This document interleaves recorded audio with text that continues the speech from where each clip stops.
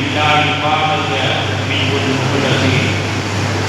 وقال رسول الله صلى الله عليه وسلم: إن الشيطان يجري مجرى الدم.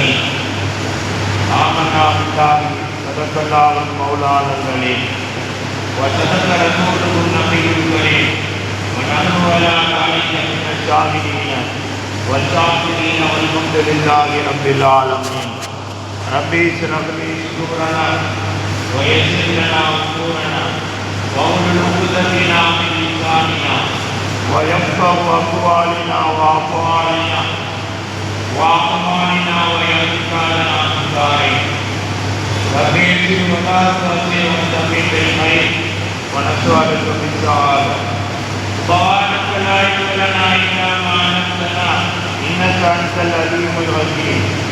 شمس الأنبياء وبدر المرسلين وسراج الأنبياء وابتغاء المستقيم. الله يا غالي لا قائم إلا الله.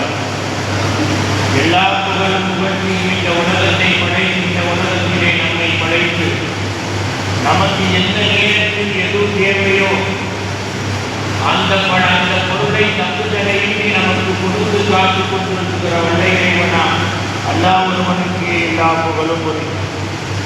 அவனது அன்பும் அவனது அலப்பரும் கண்ணையும் அருமை நாயகம் செல்லும் அவர்களின் மீதும் அல்லாவின் அன்புத்தோழர்களாக இருக்கும் சகாபாக்கள் சாபியங்கள் சமூக சாபியங்கள் மற்றும் இங்கே அமர்ந்திருக்கிற நம் அனைவர்கள் மீதும் அல்லாஹ்வின் அன்பும் அருளும் இன்று போல் என்றும் பலந்த மழையை போல பொழிந்து கொண்டிருக்கட்டுமாக. கணிதத்திற்கும் மரியாதைக்குரிய அல்லாஹ்வோடு ஏற்றுக்கொண்ட நல்லடியார்களே, அன்பு தோழர்களே, எந்த நிலையிலும் எல்லா காரியத்திலும் நாம் இறைவனை காண முடியாவிட்டாலும் அல்லாஹ் நம்மளை பார்த்து கொண்டிருக்கிறார். நாம் செய்யக்கூடிய நன்மை தீமை கடுகளவாகியும் நாம் மறந்தாலும் இறைவன் மறக்க மாட்டார். அதற்குண்டான கூலியை இந்த உலகத்திலோ மறு உலகத்திலோ கட்டாயமாக நாம் தான் அனுபவிக்க தீர வேண்டும். நாம் செய்த நன்மை தீமைக்கு வேறு யாரும் பொறுப்பல்ல அப்படிங்கிற அர்த்தத்தை பயத்தை என் உள்ளத்தில் நிலைநிறுத்தி மக்களுடைய உள்ளத்திலே நிலைநிறுத்திக் கொள்ளுங்கள். நாம் அனைவர்களும் எல்லா நிலையிலும் எல்லா உலகத்திலும் இன்புற்று வாழ்வதற்கு முயற்சி செய்வோம். அதற்கு அல்லாஹ் தௌஃபீக் உதவி செய்ய வேண்டும் என்று இறைவனிடம் இருகரங்களை பிரார்த்தித்து எனது சலாத்தினை தங்களுக்கு காணிக்கையாக்கி இம்மாவுடைய பிரசங்கத்தை நான் ஆரம்பம் செய்கின்றேன். அஸ்ஸலாமு அலைக்கும் வரஹ்மத்துல்லாஹி தஆலா வ பரக்காத்துஹு. எனது அன்புக்குரிய அருமை மக்களே, அல்லாஹ் தபாரக வ தஆலா இந்த உலகத்தை படைத்து இந்த உலகத்திலே நம்மை படைத்திருக்கிறார். நாம் இந்த உலகத்தில் வாழ்ந்து கொண்டிருக்கிறோம். நமக்கு முன்னால் கோடான கோடி மக்கள் உலகத்தில் வாழ்ந்து சென்றிருக்கிறார்கள். நமக்கு பின்னால் கோடான கோடி மக்கள் என்ன செய்ய இருக்கிறார்கள்? வாழ இருக்கிறார்கள். அன்புக்குரியவர்களே, ஆக மொத்தம் உலகம் என்பது அடைகின்ற பொழுது மறைந்தவர்களும் வாழுகின்றவர்களும் இந்த இருவரில் யார் அதிகமாக இருப்பார்கள் என்று பார்க்கின்ற பொழுது இருவரும் சமமாக இருப்பார்கள். உலகம் அடைகின்ற பொழுது உலகில் வாழுகின்றவர்களும் மறைந்தவர்களும் இவர்களில் யார் அதிகமாக இருப்பார்கள் அப்படின்னு பார்க்கின்ற பொழுது அன்புக்குரிய அருமை மக்களே, இருவரும் சமமாக இருப்பார்கள். சென்றவர்களிலும் இருக்கக்கூடியவர்களிலும் யார் சமமாக இருப்பார்கள் தெரியுமா? நல்லடியார்களாக யார் இருக்கிறார்களோ அவர்கள் சமமாக இருப்பார்கள். நல்லடியார்களாக யார் இல்லாமல் மறைந்திருக்கிறார்களோ, யார் வாழ்ந்து கொண்டிருக்கிறார்களோ அவர்கள் மனிதர்களாக இருந்தால் நமக்கு முன்னால் மனிதர்கள், நம் அல்லாத படைப்புகளுக்கு முன்னால் மனிதர்கள். அல்லாஹ்வுக்கு முன்னால் யார் மனிதர்கள் தெரியுமா? அல்லாஹ்வுடைய அச்சத்தை பயத்தை வாழ்க்கையாக கொண்டு யார் வாழ்ந்தார்களோ அவர்கள் தான் அல்லாஹ்வுக்கு முன்னால் மனிதர்கள். அவர்கள் தான் அல்லாஹ்வுடைய ரசூலுக்கு முன்னால் மனிதர்கள். ஆக சென்றவர்கள் இருப்பவர்களிலும் இருக்கவர்களிலும் சமமாக இருப்பார்கள். யார்? நல்லவர்கள் சமமாக இருப்பார்கள். கெட்டவர்களை பற்றி பேச்சிருந்தால் அவங்களை பற்றி பேச்சே இல்லை. ஏனென்றால் குர்ஆன் ஹதீஸும் சொல்லக்கூடிய விஷயம், அல் மௌத்து அல் ஜஹீ மௌத்துல் அபியா, அறியாமையிலே வாழக்கூடியவர்கள் யார் தெரியுமா?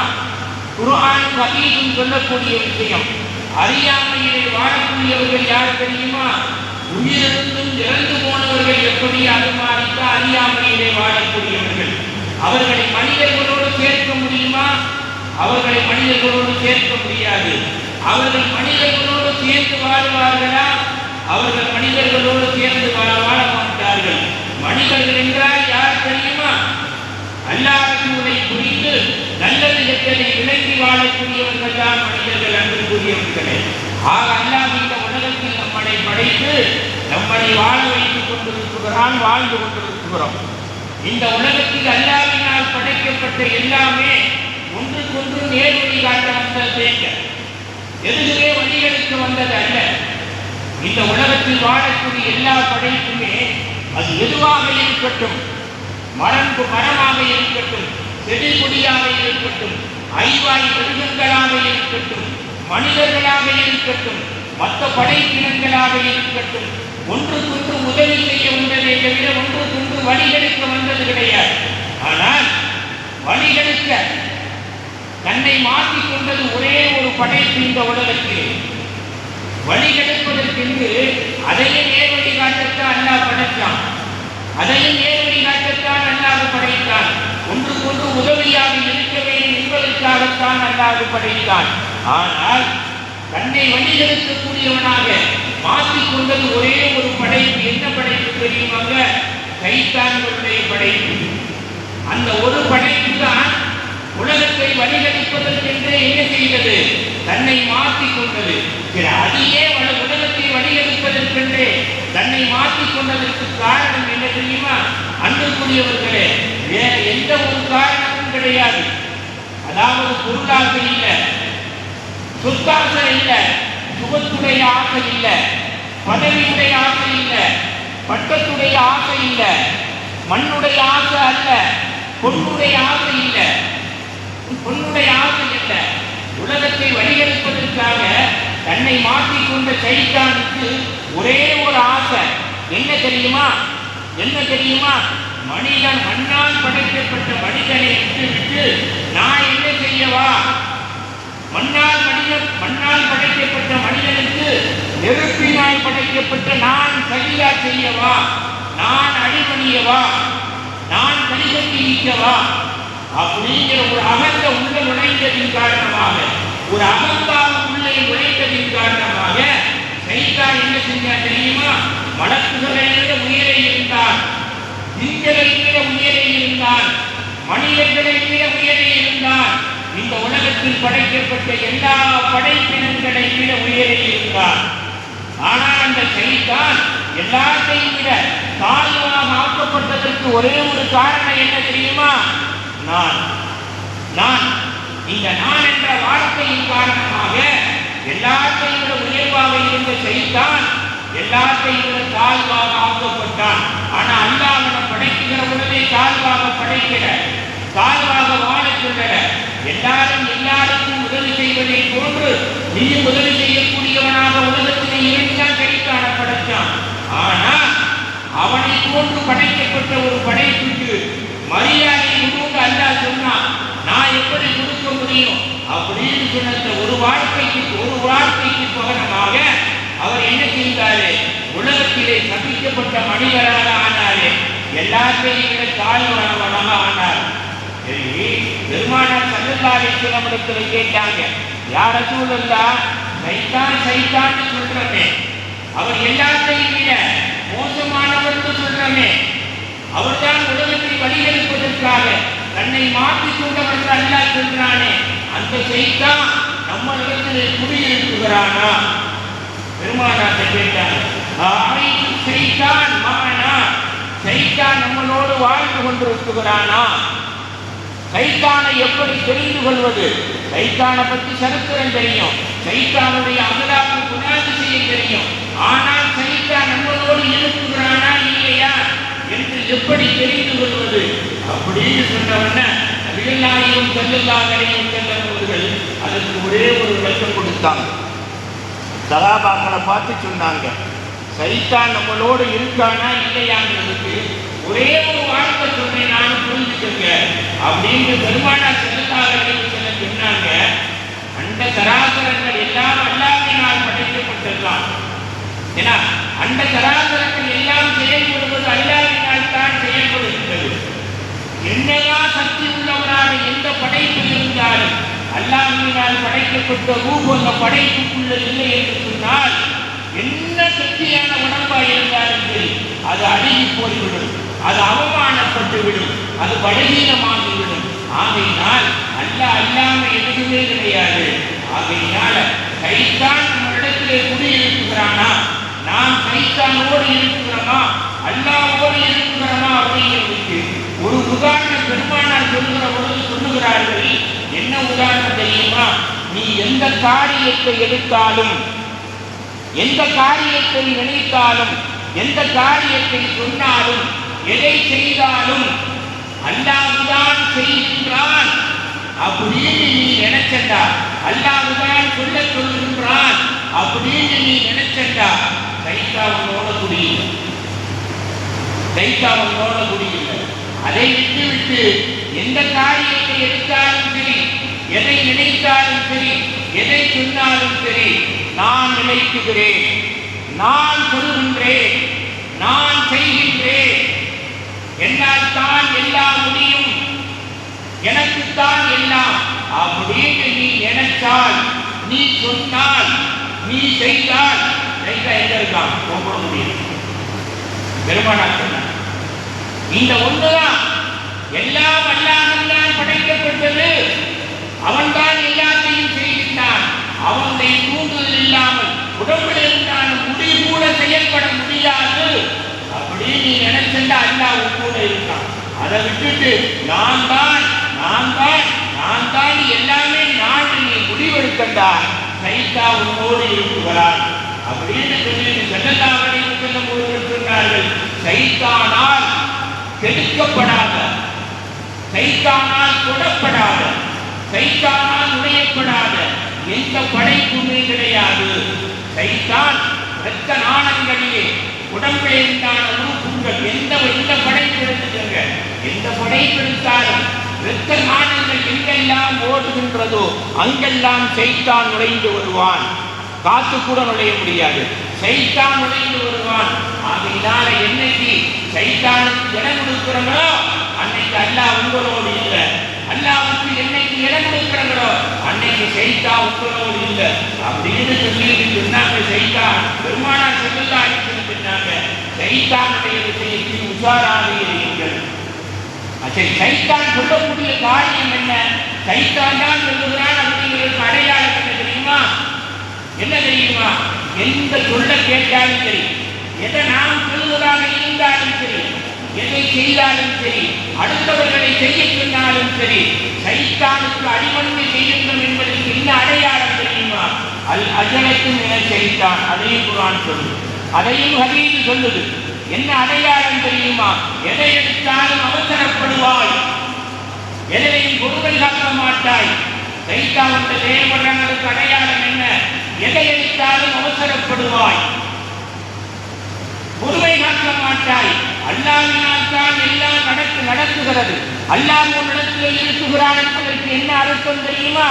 எந்த காரியத்தை எடுத்தாலும், எதை சொன்னாலும், எதை நினைத்தாலும் என்ன செய்ய யோசனை எப்படி இருக்க மாட்ட, சொல் புத்தி இல்லாதவனாய் இருக்க மாட்ட, சுய புத்தி இல்லாதவனாய் இருக்க மாட்ட.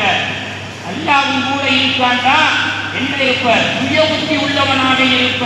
அடுத்து சொல் புத்தி, யார் என்ன சொன்னாலும் சரி இது சரியா தவறாக சிந்தித்து செயல்படுவ. அப்ப அல்லாஹ்வும் கூட இருக்கிறான். பெருமானாருடைய அன்பு தோழர் அபூ மூஸா அஷ்அரி, இவர் பெரிய சஹாபி, அதுக்கு நேரம் இவர் பெரிய சஹாபி.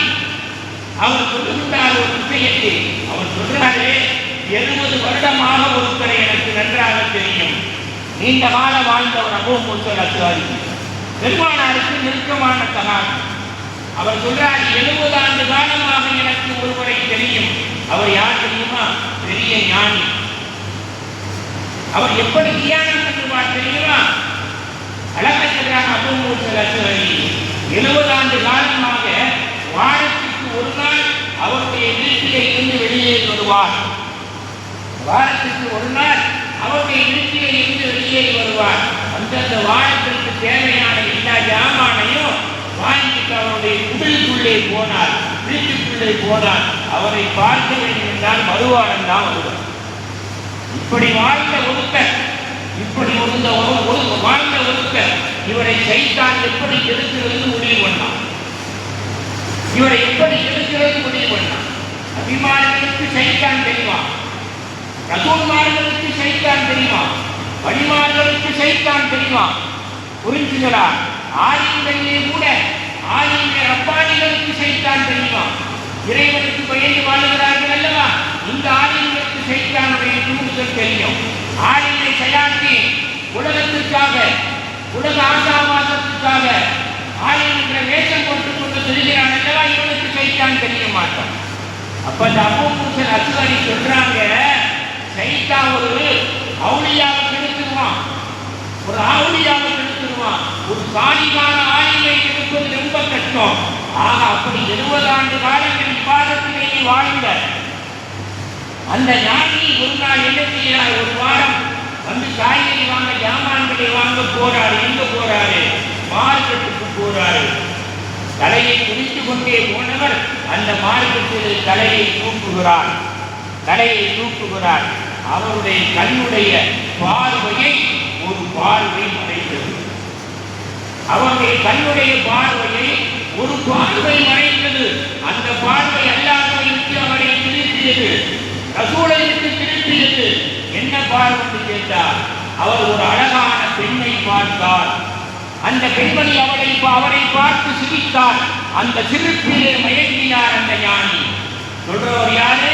பெருமானாருடைய உற்றத்தோழர் அபூ மூஸா அல்-அஷ்அரி. சிரித்தவர் என்ன செய்தார் தெரியுமா? அந்த பெண்ணுடைய கைத்தனைக்கு அடிபணிந்து அந்த பெண்ணுக்கு பின்னாலேயே போயிட்டாரு. போனவர் என்ன செஞ்சாரு? விபச்சாரத்தில் ஈடுபட்டார். பெருமானார் சொல்றாங்க, ஒரு சின்ன பாவம் உன்னுடைய வாழ்க்கையை கெடுக்கிறோம், உன் குடும்பத்தை கெடுக்கிறோம், உன் உயிரை இல்லாமலாக்கும். ஒரு சின்ன நன்மை உன்னை வாழ வைக்கும், உன் குடும்பத்தை வாழ வைக்கும், உன் பரம்பரையை உயரத்தில் இருந்து ஒரு உட்கார வைத்துவிடும். தெளிவான விஷயத்திற்கு அபூ மூஸா அல்-அஷ்அரி சொல்லுகிறார்கள். அப்படியே போனவர் விபச்சாரத்தில் ஈடுபட்டார். 70 ஆண்டு கால இபாதத்து என்னாச்சு? ஒரு சட்டி சோறுக்கு ஒரு சோறு பணம், ஒரு சட்டி சோத்துல ஒரு சொட்டு விஷம், எல்லாத்தையும் வீணாக்கி போடும். ஒரு வாரம் இருந்தவர் திடீரென்று அல்லாஹ்வுடைய அச்சம் அவருக்கு ஏற்பட்டுச்சு. ஒரு வாரத்துக்கு பின்னால் மறுநாள் காலையிலே அவருடைய நப்சு அவரிடத்திலே பேசியது. இன்னும் புரிஞ்சுக்கங்க, நெத்தி சஜிதா செய்ய ஆரம்பிச்சுட்டா அதற்கு பின்னால் அதில் இருந்து விலகணும்னு வச்சுக்கோங்களேன். அப்பப்போ எல்லா உள்ளத்தில் என்ன செய்வான்? அந்த நெத்தி சஜிதாவா என்ன செய்வான்? ஞாபகப்படுத்துவான். அது நெத்தி சஜிதாவினுடைய பறக்கத்து. நெத்தி சஜிதா செய்யாதவங்களை பற்றி நம்ம பேச வேண்டிய தேவையில்லை. என்ன அலியை பார்த்து ரசூல் சொன்னாங்க, அலி உன்னை கொண்டு ஒருவர் திரும்பினால் போதும், அசல் வாழ்ந்து விடுவார், ஹுசைன் வாழ்ந்து விடுவார். வாழாமல் சின்ன வயதில் இறந்தால் கூட கியாமத்து வரைக்கும் அவர்கள் பேர் சொல்லும். பாத்திமாவுடைய கணவர் என்று உனக்கு பேர் சொல்லும். நான் ஸல்லல்லாஹு அலைஹி வஸல்லம். அப்ப காலையிலே எழுந்திருக்கிறார். ஒரு வாரத்திற்கு பின்னால் நம்ம இவ்வளவு பெரிய தவறு அல்லவா இருக்கிறோம் அப்படின்னு அவருடைய மனசை வந்து பேசின உடனே என்ன செய்கிறார் தெரியுமா? அந்த பெண்ணை விட்டு வெளியேறிவிட்டார். வெளியேறி ஒரு நீயத்தோடு வெளியேறுகிறார். இந்த வீட்டில் இருந்து நம் வீடு போய் சேருவதற்கு முன்னால் நம் பாவம் மன்னிக்கப்பட்டு விட்டோம் என்று சொல்லப்படுகிறது. நம் பாவம் மன்னிக்கப்பட்டு விட்டோம் என்று சொல்லப்படுகிறது. அப்படிங்கிற நீயத்தோடு வெளியேறி ஒரு 8க்கு 2 ரக்காயத்து இஸ்திக்ஃபாரை நபி சொல்கிறார். ஒரு 8க்கு 2 ரக்காயத்து இஸ்திக்ஃபாரை நபி சொல்கிறார். பாவ மன்னிப்பு நபி சொல்கிறார். இப்படியே வருகின்றார். இரவாகிறது. ஒரு மடத்துக்கு வந்து சேர்கிறார். வந்து சேர்ந்தால் பயங்கரமான பசி. தாங்க முடியாத பசி. ஏற்கனவே இந்த மடத்தில் எத்தனை பேர் இருக்காங்க? 12 பேர் இருக்காங்க. 12 பேர் இருக்காங்க. அப்படியே வந்து உட்கார்ந்து இருக்கிறார். இசாவை தொழுது விட்டு ஒரு இடத்துல இருந்து 12 பேருக்கு கொண்டாந்து ரொட்டி கொடுக்கப்படுது. 12 ரொட்டி. இவர் கடைசியா உட்காருன இடையில உள்ள புரிந்தாரு. இவருக்கும் ஒரு ரொட்டி கொடுக்கப்படுகிறது. கொடுக்கப்பட்டால் கொடுத்து முடித்த உடனேயே என்ன ஒருத்தர் சொல்றாரு, எனக்கு முகுது வரல, ரொட்டி வரல. கொண்டு வந்து கொடுக்கிறவர் சொல்லுவாரு, 12 சன்னியாசிகளை தானே இருக்கிறீர்கள், 12 பேர்களுக்கு தானே கொண்டு வந்து கொடுப்பது பழக்கம். இன்று எப்படி ஒன்று வராமல் இருக்கும்? யாரோ புதிதாக வந்தீர்களா? அப்பதான் இந்த ஞானி சொல்றாரு, நான் புதிதாக வந்தேன். நீங்க வாட்டு கொண்டு உட்கார்ந்து வாங்கிட்டு நல்லா இருக்கவங்களோட என்ன செய்யறது? அப்ப அபூபூசல் அசுவர் அந்த ஞானி சொல்றாரு, எனக்கு ஒரு ரொட்டி தேவையில்லை, நான் அவரிடத்தில் கொடுத்து விட்டுவிட்டேன். ஏனென்று கேட்டால் என் பாவத்தில் இன்னும் பாக்கி இருக்குது போல. அந்த ரொட்டியை கொடுத்துட்டு அப்படியே படுத்துகிறார்கள். படுத்து இறந்து போய்விடுகின்றார். காலையில் எல்லாரும் எடுத்திருக்கிறார்கள். அந்த ஞானி எடுத்திருக்கிறார். அவரை கடவுளை காணுகின்றார்கள். கடவுளை காணுகின்றார்கள். அல்லாஹ்வுக்கு முன்னால் அந்த ஞானியினுடைய ரூஹு நிப்பாட்டப்படுகின்றது. நிப்பாட்டப்பட்ட உடனேயே அல்லாஹ்வின் புறத்தில் இருந்து தீர்ப்பு வருது. என்ன தீர்ப்பு வருது தெரியுமா? அதாவது நீ செய்த பாவத்திற்கு, நீ செய்த ஒருவார பாவத்திற்கு 2 ரக்காத்துகளாக மகஃபிரத் பாவ மன்னிப்பு தொழுகை தொழுதாள் அல்லவா, அதற்காக உன் பாவம் மன்னிக்கப்பட்டது. 70 வருஷத்துடைய அமலினால் மன்னிக்கப்படல, உன் பாவம் மன்னிக்கப்பட்டது. பாவத்திற்கும் நன்மைக்கும் சரியாக போய்விட்டது. இப்போ உனக்கு சொர்க்கமா நரகமா என்றால், நீ என்ன ஒரு ரொட்டியை கொடுத்த அல்லவா, சதக்காவாக கொடுத்துட்டு பட்டினியாக படுத்து கிடந்து இஸ்ராயேல் வந்து பட்டினியோடு உன்னை என்னிடத்தில் அழைத்து வந்தார் அல்லவா, அந்த சதக்காவின் பழக்கத்தை கொண்டு, அந்த சதக்காவின் பழக்கத்தை கொண்டு உன் பாவத்தை மன்னிக்குகிறேன், மன்னிக்குகிறேன், மன்னித்து உன்னை உதூலு பிடிச்சா சுவர்க்கத்தில் நுழைந்து விடு அப்படின்னு அல்லாஹ்வுடைய உத்தரவு வருகிறது.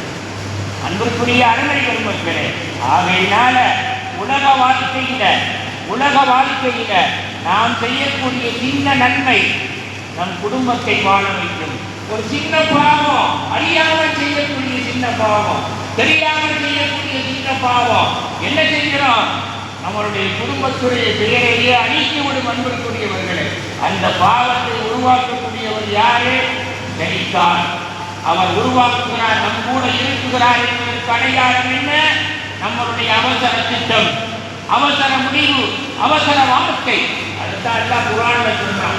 குர்ஆன் ஓதிக்கிட்டே இருக்கு. மஜ்லிஸ்ல 23வது கடைசி ஓதி வருகிற பொழுது இந்த ஆயத்து வந்து இம்மாவுன்னா பயம் எடுக்கிறதுக்காக கிடையாது. கிட்டா பார்த்துக்கிட்டே வர்றது, குர்ஆனை பார்த்துக்கிட்டே வர்றது. அந்த நேரத்துக்கு ஜும்மாவுடைய சுன்னத் சொல்கிற பொழுது எந்த திருக்குர்ஆன் ஆயத்து வருது அதான் பயம். அப்போ ஓதிக்கிட்டே வரும்போது சைத்தான் அல்லாஹ்ட்ட கேட்கிறான். அல்லாஹ் வந்து சைத்தானை சபிக்கிறான். முடிச்சு சபிக்கிறான். சபிச்ச பொழுது அல்லாஹ்ட்ட சைத்தான் கேட்கிறான், எதையுமே எனக்கு கொடுக்கல, ஒன்னே ஒன்று எனக்கு கொடு. என்ன கொடு? உன்னுடைய மக்கள் படைப்புகள் எல்லாத்தையும் வழிகெடுக்கணும், அதற்கு அனுமதி கொடு. அப்ப அல்லாஹ் சொல்றான், என்ன சொல்றான் தெரியுமா? அல்லாஹ் அழகா சொல்றான், நான் அனுமதி கொடுக்கிறேன், உன்னால முடிஞ்சா நடந்துக்க. அப்பதான் சைத்தான் சொல்றான், இறைவா உண்மையை சத்தியம் விட்டு சொல்லுகின்றேன், இறைவா உண்மையை சத்தியம் விட்டு சொல்லுகிறேன். எப்படி சத்தியம்? உன்னுடைய கண்ணியத்தின் மீது சத்தியம் விடுகின்றேன்.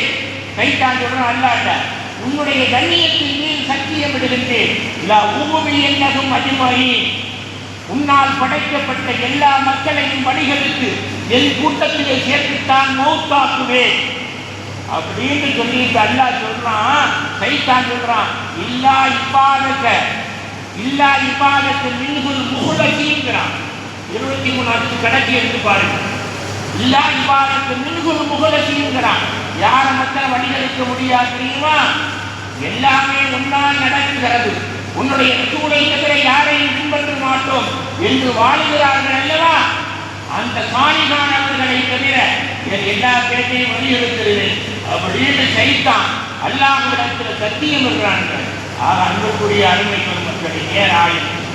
ஆகையினால அல்லாஹ்வுக்கு வழி கொடுப்பதா கைத்தானுக்கு வழி கொடுப்பதா என அல்லாஹ்வோடு சேர்றதா கைத்தானோடு சேர்றதா அப்படிங்கிற முடிவை நம்மை நாமே ஒவ்வொருவரையும் எடுத்துக்கிறோம்.